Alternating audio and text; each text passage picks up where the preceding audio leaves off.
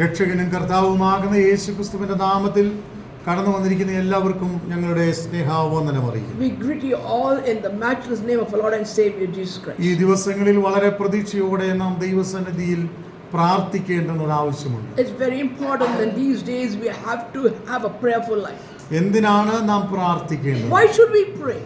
പലപ്പോഴും നാം കരുതുന്നത് നാം പ്രാർത്ഥിക്കുന്ന വിഷയങ്ങളുടെ നടുവിൽ ദൈവത്തിന് എല്ലാത്തിന്റെ മേലും പ്രവർത്തിക്കാൻ കഴിയുമെന്നാണ്. We all believe that whatever we pray for, God can do it. നമ്മളത് പൂർണ്ണമായി വിശ്വസിക്കുന്നു. We totally, completely believe in it. എന്നാൽ ഇന്ന് രാവിലെ നാം ദൈവസന്നിധിയിലായിരിക്കുമ്പോൾ When we are in the Lord's presence this morning, നമ്മൾ വിവിധ വിഷയങ്ങൾക്ക് വേണ്ടി ദൈവസന്നിധിയിൽ പ്രാർത്ഥിക്കണം. we have to pray for many things. ഈ ദിവസങ്ങളിൽ വളരെ ആവശ്യമായ വിഷയങ്ങളിൽ ഒന്നാണ് That is one particular thing which is very important these days. ലോകത്തിന്റെ സമാധാനത്തിനായി നമ്മൾ പ്രാർത്ഥിക്കണം. We have to pray for the peace of the world. തകർന്നുകൊണ്ടിരിക്കുന്ന മനുഷ്യ സമൂഹത്തിനായി നമ്മൾ പ്രാർത്ഥിക്കണം. We have to pray for the people who have been destroyed or completely disastrous. ജാതിയോട് മത്സരിച്ചുകൊണ്ടിരിക്കുകയാണ്. We have noticed that the people of different castes are fighting against themselves. അപ്പോൾ അവർക്ക് വേണ്ടി നമ്മൾ പ്രാർത്ഥിക്കണം. We have to pray for them. അങ്ങനെ ഒത്തിരി കാര്യങ്ങൾക്ക് വേണ്ടി നമ്മൾ പ്രാർത്ഥിക്കണം. Such things we have to pray for many more things. നമ്മൾ താമസിക്കുന്ന നമ്മുടെ ഭാരതത്തിന് വേണ്ടി നമ്മൾ പ്രാർത്ഥിക്കണം. We have to pray for our country as we live here. നമ്മുടെ ഭരണാധികാരികൾക്ക് വേണ്ടി നമ്മൾ പ്രാർത്ഥിക്കണം. We have to pray for our rulers. അങ്ങനെ ഒത്തിരി കമ്മിറ്റ്മെന്റ്സ് നമുക്ക് പ്രാർത്ഥനയ്ക്കുണ്ട്. So we have a lot of commitment for prayer. പക്ഷേ നമുക്കൊക്കെ ഉള്ള ഒരു പരാജയമുണ്ട്. There is one failure that we all have. നമ്മളെല്ലാം പ്രാർത്ഥിക്കുന്നത് നമ്മളുടെ വ്യക്തിപരമായ ആവശ്യങ്ങൾക്ക് വേണ്ടി മാത്രമേ ഉള്ളൂ. Many a time we only pray for our personal needs. വ്യക്തിപരമായ ആവശ്യത്തിന് വേണ്ടി പ്രാർത്ഥിക്കേണ്ടെന്നല്ല. I'm not saying we should not pray for our personal needs. വ്യക്തിപരമായ ആവശ്യങ്ങൾക്ക് വേണ്ടി പ്രാർത്ഥിക്കുമ്പോൾ തന്നെ as we are praying for our personal need, along with that നാം നമ്മുടെ ദേശത്തിന് വേണ്ടി പ്രാർത്ഥിക്കണം. then we have also pray for our country. നമ്മൾ താമസിക്കുന്ന ഈ ബാംഗ്ലൂർ സിറ്റിക്ക് വേണ്ടി We പ്രാർത്ഥിക്കണം. have to pray for our Bangalore city. അതുപോലെ തന്നെ നമ്മുടെ സ്റ്റേറ്റിന് വേണ്ടി നമ്മൾ We പ്രാർത്ഥിക്കണം. have to pray for our state too. ഈ കർണാടകത്തിൽ നമ്മൾ താമസിക്കുന്നു. We are staying in Karnataka. നമ്മൾ താമസിക്കുന്ന ഓരോ സ്റ്റേറ്റുകൾക്ക് വേണ്ടി നമുക്ക് പ്രാർത്ഥിക്കാൻ ഉത്തരവാദിത്വമുണ്ട്. We are responsible to pray for each state. കാരണം നമ്മൾ താമസിക്കുന്ന സ്ഥലങ്ങളിലെ നന്മ നമ്മൾ അനുഭവിച്ചുകൊണ്ടിരിക്കുകയാണ്. Because we are taking the blessings of that state. നമ്മൾ ഈ ചുറ്റുപാടുകളിൽ താമസിക്കുമ്പോൾ ഇവിടെ സമാധാനം ഉണ്ടാകാൻ വേണ്ടി പ്രാർത്ഥിക്കണം. We also have to pray for the peace of the state. അതുപോലെ തന്നെ ഓരോ വിഷയങ്ങൾക്ക് വേണ്ടിയും പ്രാർത്ഥിക്കുമ്പോൾ ആത്മഭാരത്തോടെ നമ്മൾ പ്രാർത്ഥിക്കണം. When we are praying for anything, we should have a heavy heart and pray for it. ഇതെല്ലാം ആവശ്യമാണ്. All these are needed. അപ്പോൾ ഇതെല്ലാം ഉള്ളപ്പോൾ when all these are there, ഒരു ആത്മീക മനുഷ്യൻ വ്യക്തിപരമായ ജീവിതത്തിൽ എപ്പോഴും ശക്തനായി നിലനിൽക്കണം. so a spiritual man should be always strong in.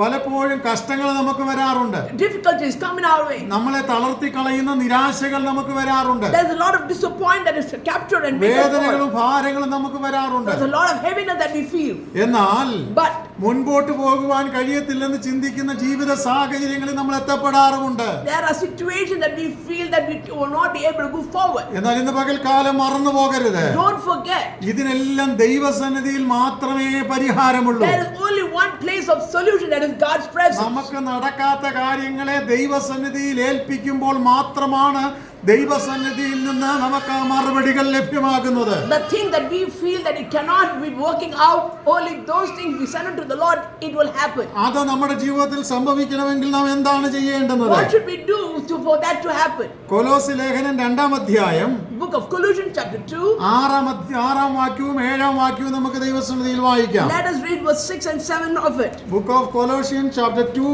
verse 6 and 7. അല്ലല്ലോ കൊലോസ്യ ലേഖനം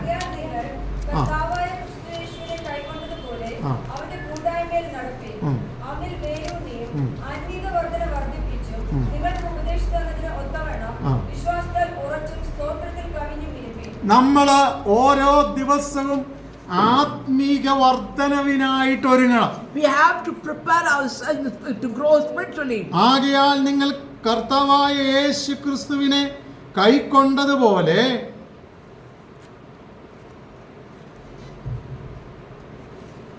as for in him dwells all the fullness of God.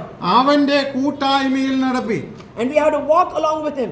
അവന്റെ കൂട്ടായ്മയിൽ നടക്കുന്ന ഒരു ദൈവ പൈതലിന് A child of God who walks along with him, ഒരു ദൗത്യമുണ്ട്. there is one particular ഒന്ന്, responsibility. അവനിൽ വേരൂന്നിയിരിക്കണം. So he should be rooted. രണ്ട്, Secondly, ആത്മീക വർധനവ് പ്രാപിക്കണം. he should have a growth in his spiritual life. മാത്രമല്ല, Not only that, നമ്മളെ ഉപദേശിച്ചു തരുന്ന വിശുദ്ധനൊത്തവണ്ണം as we understand of the word of God, ആ സ്തോത്രത്തിൽ കവിഞ്ഞു ഇരിക്കണം. and it should be with thanksgiving. ഇത് പറയുമ്പോൾ When we say this, ഫലവത്തായ ക്രിസ്തീയ ജീവിതത്തിന്റെ ഏറ്റവും വലിയ രഹസ്യമാണ് ഈ മൂന്നാല് കാര്യങ്ങൾ. these three things are very important for the fruitfulness of spiritual life. ഒരുവന്റെ ജീവിതത്തിൽ ക്രിസ്തീയമാകുന്ന ജീവിതം ആരംഭിക്കുന്നത് എപ്പോഴാണ്? When does a man's spiritual life begin? യോഹന്നാന്റെ സുവിശേഷം 1-ാം അധ്യായം അതിന്റെ 12-ാം വാക്യം വായിക്കുമ്പോൾ, When we read book of John chapter 1 verse 12 says, ഒന്ന് വായിക്കാം. let us read യോഹന്നാന്റെ സുവിശേഷം book of the Gospel of John 1-ാം അധ്യായം അതിന്റെ 12-ാം വാക്യം. chapter 1 verse 12. അവനെ കൈക്കൊണ്ട് അവന്റെ നാമത്തിൽ വിശ്വസിക്കുന്ന ഏവർക്കും ദൈവമക്കളാകുവാൻ. അപ്പോൾ ഒരുവനിൽ ക്രിസ്തീയ ദൗത്യം ആരംഭിക്കുന്നത് So when does a spiritual response begin? അവനെ കൈക്കൊണ്ട് അവന്റെ നാമത്തിൽ വിശ്വസിക്കുമ്പോഴാണ്. Only when we believe in his name. ക്രിസ്തീയ വിശ്വാസത്തിന്റെ ശക്തി കുറഞ്ഞു പോയി എന്ന് പറയുന്ന അനേകരെ നമുക്ക് കാണാൻ കഴിയും. We always notice many people say that the strength in the Lord is gone. ക്രിസ്തീയ വിശ്വാസം പഴയതായി പോയി എന്ന് പറയുന്ന അനേകരെ നമുക്ക് ഈ തലമുറയിൽ കാണാൻ We കഴിയും. also notice that many people say that their faith in the Lord is all gone.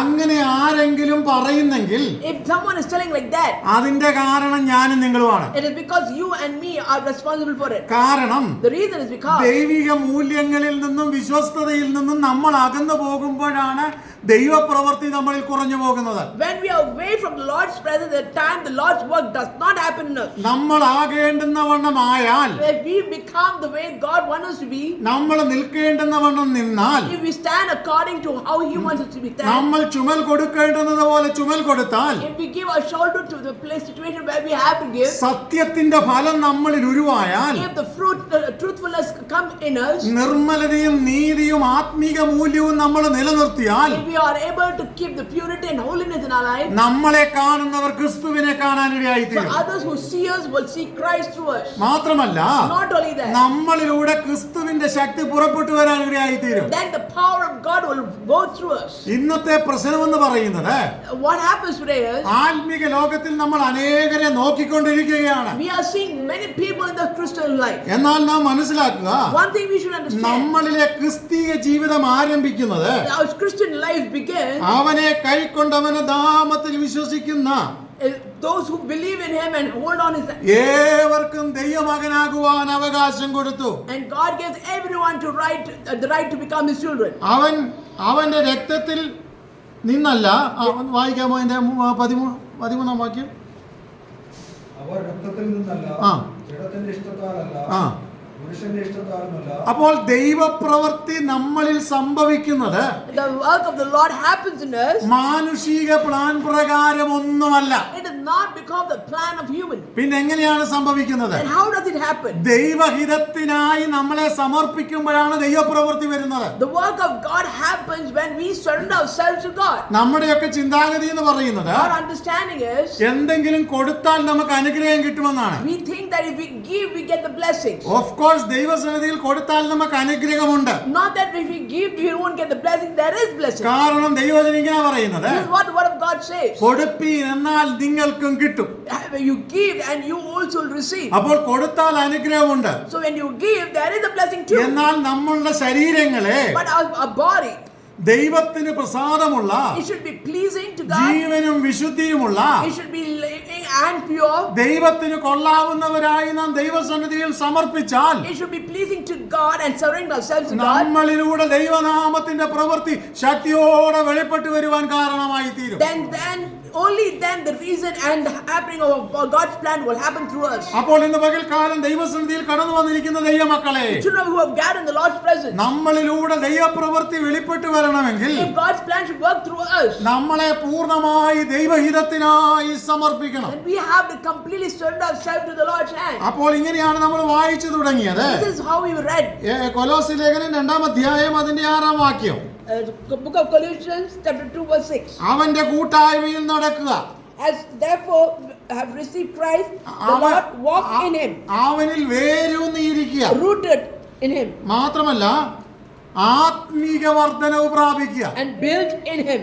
എന്നാൽ ഈ കൂട്ടായ്മയിൽ നടക്കുക എന്ന് പറഞ്ഞാൽ What do you mean by walking along with him? ദൈവവചനം പഠിക്കുമ്പോൾ വളരെ വ്യക്തമായ ഒത്തിരി കാര്യങ്ങൾ കാണാമെങ്കിലും Though we can see a lot of things in the world, ഒന്ന് രണ്ട് കാര്യങ്ങൾ ഞാൻ പറയാം. I would like to say a few things. കൂട്ടായ്മയിൽ നടക്കുക എന്ന് പറയുമ്പോൾ When you are saying you're walking along with him, ക്രിസ്തു പഠിപ്പിച്ചതുപോലെ ആത്മീക മൂല്യങ്ങൾ നിലനിർത്തി ക്രിസ്തുവിന്റെ വാക്കനുസരിച്ച് ജീവിക്കുക എന്നുള്ളതാണ്. and to say that whatever the Lord has said and the law that He's given us, according to that we should walk. രണ്ടാമത്തെ കാര്യം, The next thing is, അവനിൽ വേരൂന്നി ജീവിക്കുക എന്ന് പറഞ്ഞാൽ when you say you're rooted in Him, ക്രിസ്തു പ്രതീക്ഷിക്കുന്നത് പോലെ നമ്മളിൽ നിന്ന് ഫലം പുറപ്പെടത്തക്കവണ്ണം ദൈവഹിതത്തിനായി നമ്മളെ ഒരുക്കുക എന്നുള്ളതാണ്. just prepare ourselves and be rooted so that we will bring forth the fruit and as He wishes. എങ്ങനെ നമ്മളെ വേരൂന്നിയിരിക്കുമോ How we are rooted, അതിനനുസരിച്ച് മാത്രമേ നമുക്ക് ദൈവകൃപയിൽ നിലനിൽക്കാൻ കഴിയത്തുള്ളൂ. according to that only we are able to stand in our spiritual realm. നമുക്കൊരു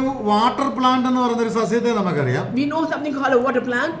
പഴയ കാലത്തൊക്കെ സ്കൂളുകളിലൊക്കെ പോകുമ്പോൾ സ്ലേറ്റ് ഒക്കെ തുടയ്ക്കാൻ വേണ്ടി വഴിയിൽ നിന്ന് നമ്മൾ ഓടിച്ചുകൊണ്ട് പോയി ഇങ്ങനെ സ്ലേറ്റ് ഒക്കെ തുടയ്ക്കുന്ന ഒരു ചെടിയാണത്. It's a plant which we use to wipe the slate when we write. അത് വെച്ച് പരീക്ഷണം നടത്തിയിട്ടുണ്ടോ എന്ന് എനിക്കറിയത്തില്ല. നിങ്ങൾ I don't know whether you have tried doing it. സ്കൂളിലൊക്കെ ആ കാലങ്ങളിൽ പരീക്ഷണം നടത്തുന്നത് ഞങ്ങൾ ശ്രദ്ധിച്ചിട്ടുണ്ട്. So I have tried seeing people doing the experiment. Teacher ഈ വാട്ടർ പ്ലാന്റിനെ കൊണ്ടുവന്ന് ഒരു മഷിയുള്ള ബോട്ടിലിനകത്ത് ഇട്ട് വെക്കും.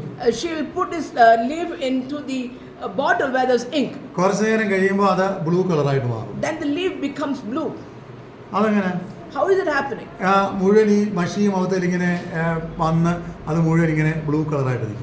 The ink has been absorbed by the leaf and it is spread as blue. അപ്പോൾ എന്താ നമ്മളിൽ ആഗിരണം ചെയ്യുന്നോ അതിന്റെ കളറേ നമ്മളിൽ വെളിപ്പെട്ട് വരത്തുള്ളൂ. What is getting absorbed in us, only that color comes out. അപ്പോൾ ക്രിസ്തുവിൽ വേരൂന്നി ജീവിക്കുക എന്ന് പറഞ്ഞാൽ, So when you say you're rooted in Christ, ക്രിസ്തുവിന്റെ സ്വഭാവം നമ്മളിൽ വേരൂന്നി പുറത്തു വരും. so the quality or the character of Christ will come through us. ഇന്ന് നമ്മളിത് പ്രസംഗിച്ച ആൾക്കാർക്ക് ഇഷ്ടമല്ല. Many people do not like when we preach about this. കാരണം നമ്മൾ ജീവിക്കുന്ന ഒരു fast വേൾഡിലാണ്. We are living in a fast world. പെട്ടെന്ന് എന്തെങ്കിലും കിട്ടാൻ കഴിയുമോ അത് മാത്രമേ ഉള്ളൂ നമ്മുടെ ചിന്താഗതി. We prefer to get things fast in our hands. പക്ഷെ സത്യവചനം ഇങ്ങനെ പറയുന്നേ, But the word of God says, പെട്ടെന്നൊന്നും കിട്ടത്തില്ല. it will not reach you so quickly. ക്രിസ്തുവിൽ വേരൂന്നിയാൽ അതിനനുസരിച്ച് ഫലം കിട്ടും. According to how you have rooted in Christ, according to that you will receive. ഒരു നെൽവിത്തോ ഒരു ഗോതമ്പ് വിത്തോ വയലിൽ വിതച്ചാൽ, When you put the seeds of the paddy out for the wheat, അത് മൂന്നാമത്തെ ദിവസമോ അഞ്ചാമത്തെ ദിവസമോ അതിന്റെ ഫലം കിട്ടത്തില്ല. on the third or the fifth day, you will not see the result of it. അതിന് 100 120 ദിവസം ആവശ്യമുണ്ട്. It is 120 days for it to grow. ആ 120 ദിവസം വന്നു കഴിയുമ്പോൾ മാത്രമേ അതിന് നല്ല ഫലം കിട്ടത്തുള്ളൂ. So only when 120 days are over, you can see its growth. അതിന് വിലയുള്ളതായി തീരത്തുള്ളൂ. Only then it has been valuable. ഇന്ന് പകലിൽ ദൈവസന്നിധിയിൽ കടന്നു വന്നിരിക്കുന്ന ദൈവമക്കളെ, Children of God who have gathered the Lord's presence, നമ്മൾ ക്രിസ്തുവിൽ വേരൂന്നി ജീവിക്കുക എന്ന് പറഞ്ഞാൽ കർത്താവ് നമ്മളെ കുറിച്ച് ആഗ്രഹിക്കുന്നത് പോലെ കർത്താവിങ്കിൽ നിന്ന് പ്രാപിച്ച് ഫലം കൊടുക്കാൻ നമ്മൾ തയ്യാറാകണം. we should be ready to receive whatever the Lord wants to give us, and according to His will and His purpose, His plan, that we should be rooted in Him. നമ്മളെ പ്രകസനങ്ങൾ കാണിച്ചതുകൊണ്ട്, ബഹളങ്ങൾ കാണിച്ചതുകൊണ്ട് ഒന്നും നമ്മളെ കർത്താവിങ്കിൽ നിന്ന് പ്രാപിക്കത്തില്ല. If we pretend to be so spiritual, that will not help us to receive anything from the Lord. കർത്താവിന്റെ സന്നിധിയിൽ വിശ്വസ്തയോടെ ജീവിച്ചേ പറ്റൂ. Only we should be faithful in Him. അതിനുള്ള മാർഗരേഖയാണ് ഈ ദൈവവചനം. There is only one way, and that is the word of God. ഈ മാർഗരേഖ വിട്ട് ഇടത്തോട്ടോ വലത്തോട്ടോ പോയാൽ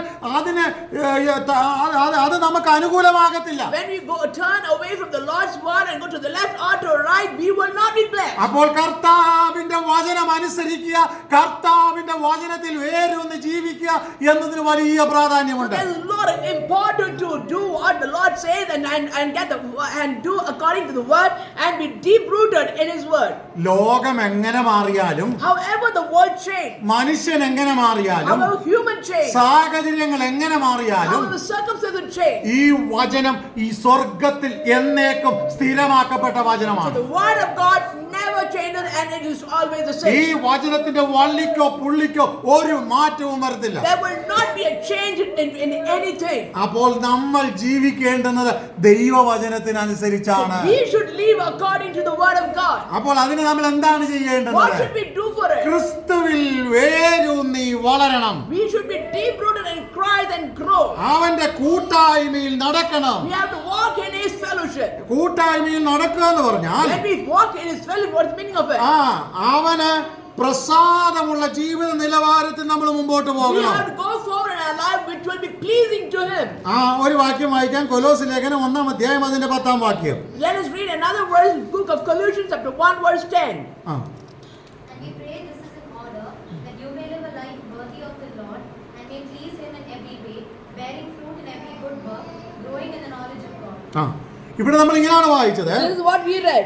നിങ്ങൾ പൂർണ്ണ പ്രസാദത്തിനായി കർത്താവിന് യോഗ്യമാമണ്ണം നടന്ന് That you may walk worthy of the Lord, fully pleasing Him. ആത്മീകമായ സകല ജ്ഞാനത്തിലും വിവേകത്തിലും അവന്റെ ഇഷ്ടത്തിന്റെ പരിജ്ഞാനം കൊണ്ട് നിറഞ്ഞവരാകണമെന്നും Be fruitful in every good work and increasing in the knowledge of God. സകല സൽപ്രവൃത്തിയിലും ഫലം കായ്ച്ച് ദൈവത്തിന്റെ പരിജ്ഞാനത്തിൽ ജീവിക്കണമെന്നും ദൈവം നമ്മളെ കുറിച്ച് ആഗ്രഹിക്കുന്നു. And strengthen with all might according to His glorious power. ഈ വാചകം ഒന്ന് ചിന്തിച്ചു നോക്കിക്കേ. Just look into this verse. സകല സൽപ്രവൃത്തിയിലും നമ്മൾ ജീവിക്കുക. We have to be living according to His will. ഇന്ന് ക്രിസ്തീയ സഭകളുടെ കേസുകൾ കൊണ്ട് കോടതികൾ നിറയുകയാണ്. Nowadays, the courts are filled with the cases of the churches. ഇതാണോ ദൈവം നമ്മളെ കുറിച്ച് ആഗ്രഹിക്കുന്ന സൽപ്രവൃത്തി? Is this what the God wishes to see in us? കർത്താവിന്റെ കൂട്ടായ്മയിൽ നടക്കുക എന്ന് പറഞ്ഞാൽ When God says that we have to walk in the fellowship of Him, അടിക്കുന്നവർക്ക് വേണ്ടി മുതുകിനെയും the people who beat, we should show our back.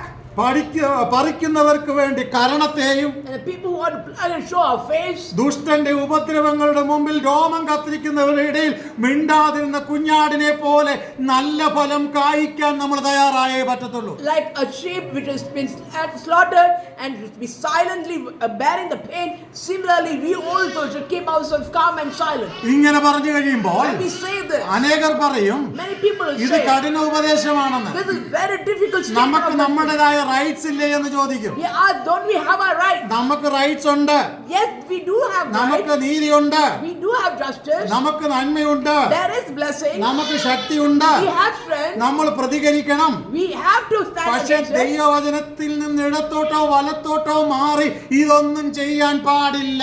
But we should not go against the will of God to the left or the right and then do it. അപ്പോൾ ഇന്ന് പകൽക്കാലം ദൈവസന്നിധിയിൽ കടന്നു വന്നിരിക്കുന്ന ദൈവമക്കളെ, Children of God who have gathered in the Lord's presence. ഈ പറയുന്ന വചനങ്ങൾ ഒരുപക്ഷെ ചെവിക്ക് കുളിർമയുള്ള വചനങ്ങളാകണമെന്ന് നിർബന്ധമില്ല. It is not compulsory. These words are so cooling to our ears. ഇത് ചില നിബന്ധനകളാണ്. It is a strict corrective statement. ഇത് ചില നിർദ്ദേശങ്ങളാണ്. These are instructions. ഇത് ചില ദൈവിക പദ്ധതികളാണ്. This is the plan of God. ഇന്ന് പകൽക്കാലം മറക്കരുത്. Don't forget. ദൈവം നമ്മളെ കുറിച്ച് ആഗ്രഹിക്കുന്നത് പോലെ ദൈവിക ഭക്തിയിൽ അവന്റെ കൂട്ടായ്മയിൽ നാം നടന്നേ We മതിയാകത്തുള്ളൂ. will surely have to walk according to God's will in His fellowship. എന്താണ് നമ്മുടെ പഴയ കാലത്തിന്റെ അവസ്ഥ?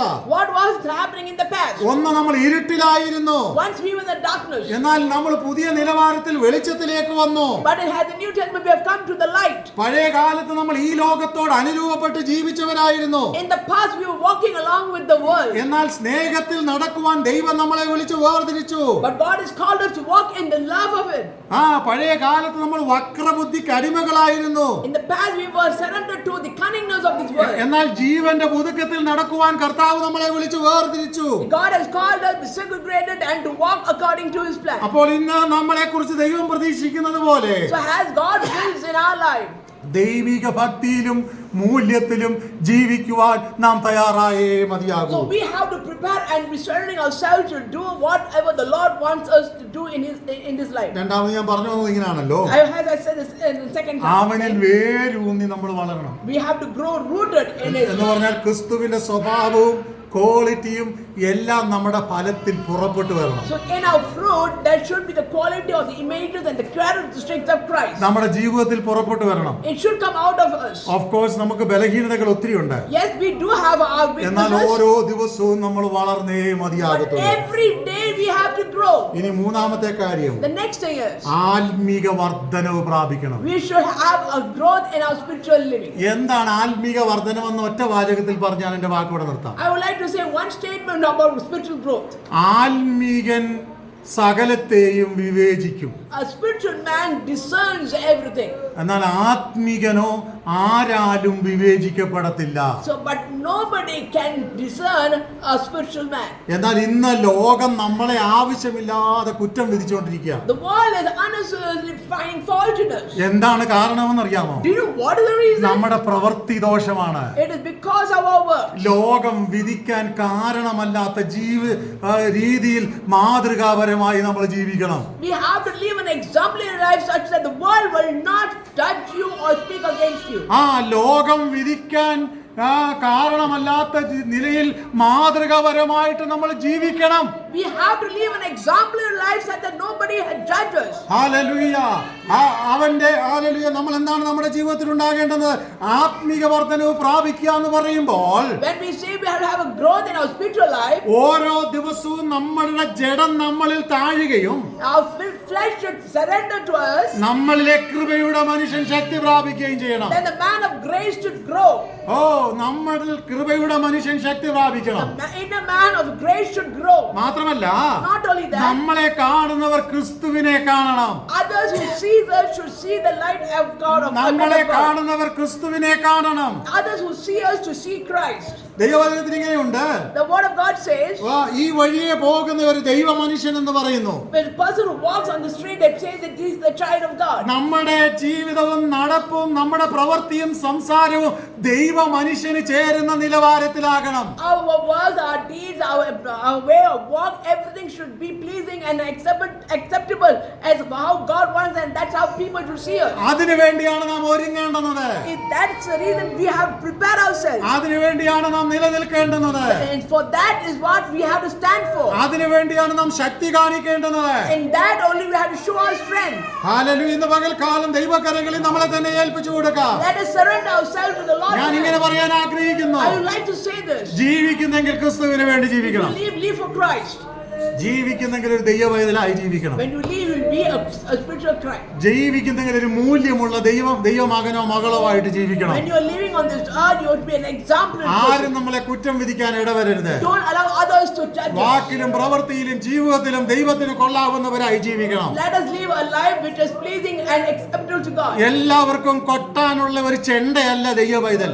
A child of God is not a person that others can beat on. കാരണം പലരും നമ്മളെ കൊട്ടുന്നതിന് കാരണം എന്നാ അറിയാമോ? Do you know why people knock at us? നമ്മൾ പ്രസംഗിക്കുന്നത് പോലെ ജീവിക്കാത്തത് കൊണ്ടാ. It is because we are not doing the things according to our prayer. ഒരുപക്ഷെ അതിവിശുദ്ധിയുള്ള പലരും നമ്മളെ വിമർശിച്ചെന്ന് വരാം. The people who are over spiritual can question you. അവരെ വിമർശിക്കുന്നതിനനുസരിച്ചല്ല നീ ജീവിക്കേണ്ടത്. You should not live a life according to their judgment on you. നീ ജീവിക്കേണ്ടത് ദൈവവചനത്തിനനുസരിച്ചാണ്. You should live according to the word of God. ഓരോ പ്രാവശ്യവും പലരും നമ്മളെ ചോദ്യം ചെയ്തെന്ന് വരാം. Many people can question you. എന്നാൽ ദൈവവചനത്തിനനുസരിച്ച് നമ്മൾ കൊള്ളാവുന്നവരാണോ എന്ന് ഓരോ ദിവസവും ഹിതപരിശോധന ചെയ്ത് നാം ജീവിക്കണം. We should examine ourselves every day according to the word. Are we living or not? ദൈവസന്നിധി നമ്മളെ തന്നെ സമർപ്പിക്കാം. Let us surrender ourselves to God. ദൈവാലോചനയ്ക്കായി നമുക്ക് നമ്മളെ തന്നെ ഏൽപ്പിക്കാം. Let us give ourselves to the Lord to hear His word. ഈ വചനങ്ങൾ These words, നാളുകളിൽ the coming day, ഒരു ഫലവത്തായ ജീവിതത്തിന് കാരണമാകട്ടെ. let it be a reason for you to be fruitful. ഇപ്പോൾ ഞാൻ ഈ പറഞ്ഞ കാര്യങ്ങളൊന്നും ഒരു ഉണർവ് പ്രസംഗമല്ല. It is not a revival message. എന്നാൽ ഇതൊരു വളരെ കറക്റ്റായ ദൈവവചനത്തിന്റെ ഉപദേശമാണ്. This is the truthful instruction of the word of God. അതുകൊണ്ട് ദൈവസന്നിധിയിൽ ഭക്തിയോടെ നമുക്ക് ജീവിക്കാം. So let us be spiritually growing. ഈ വചനങ്ങളാൽ ദൈവം നമ്മെ അനുഗ്രഹിക്കട്ടെ. Let the Lord bless us through His word. Amen. Amen.